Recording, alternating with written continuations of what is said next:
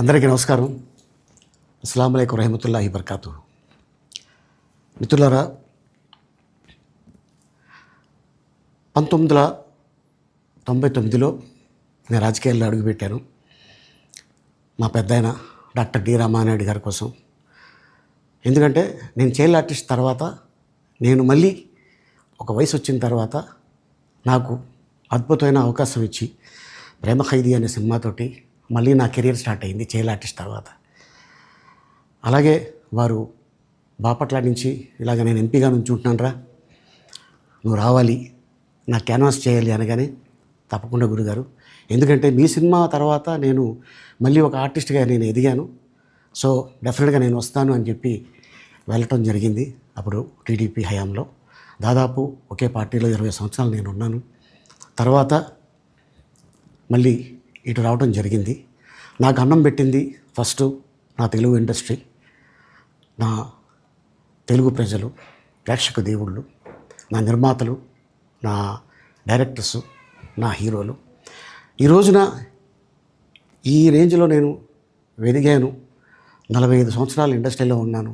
దాదాపు 1200 సినిమాలు పైచిలుకు యాక్ట్ చేయడం జరిగింది. 6 భాషల్లో యాక్ట్ చేయడం జరిగింది. ఓకే, నేను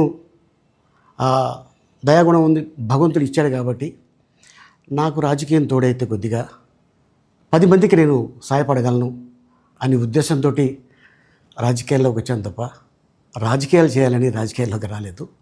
ఇండస్ట్రీ నాకు ఇంత మంచి లైఫ్ ఇచ్చింది, నేనేం చేస్తే బాగుంటుంది అని నలుగురిని చూసి నేను ఒక ట్రస్ట్ పెట్టుకున్నాను మా నాన్నగారి పేరున. దాదాపు 16 సంవత్సరాలు అవుతుంది నేను ట్రస్ట్ పెట్టుకొని. ఏ రోజు కూడా, ఈవెన్ దో కోవిడ్లో కూడా ప్రతి నెల వాళ్ళకి 1000 రూపాయలు నేను సాయం చేసేవాడిని. కోవిడ్లో కూడా ఆపకుండా అలా కంటిన్యూగా సాయం చేస్తూనే ఉన్నాను. చాలామందిని నా కుటుంబంలో అవ్వచ్చు, బయట వాళ్ళు అవ్వచ్చు, చుట్టాల్లో అవ్వచ్చు, చాలామందికి చదివించాను నేను. అండ్ అలాగే మా తల్లిదండ్రులు నాకు ఇచ్చిన ఒక గుణం అది అందరితో పంచుకోవాలని చెప్పి ఉద్దేశంతో నేను ట్రస్ట్ కూడా పెట్టుకున్నాను. నా ఇన్కంలో దాదాపు 20% నేను ట్రస్ట్కి ఇవ్వటం జరుగుతుంది. గతంలో కూడా చెప్పా, ఫారిన్ కంట్రీస్లో ఏదైనా ఈవెంట్స్ చేస్తే దాంట్లో నుంచి 60% ట్రస్ట్కి వెళ్ళి 40% నేను తీసుకునేవాడిని.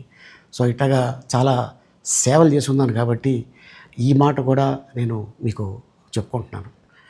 అండ్ అలాగే నేను వ్యక్తిగతంగా ఎవరి మీద ఏ పార్టీలో ఉన్నా కూడా నేను నా పార్టీ గురించి నేను పొగుడుతాను, అక్కడ ఉన్న వ్యక్తి ఎమ్మెల్యే క్యాండిడేట్ గురించి నేను పొగుడుతాను, నా నాయకుడిని నేను పొగుడుతాను తప్ప ఎప్పుడు ఎవరిని కూడా ఒక మాట అంటాం కానీ వాళ్ళ లైఫ్ గురించి కానీ వాళ్ళ పర్సనల్ లైఫ్ గురించి కానీ ఎప్పుడు కూడా ఏ వేదిక మీద కూడా మీరు వెతికినా కూడా దొరకదు.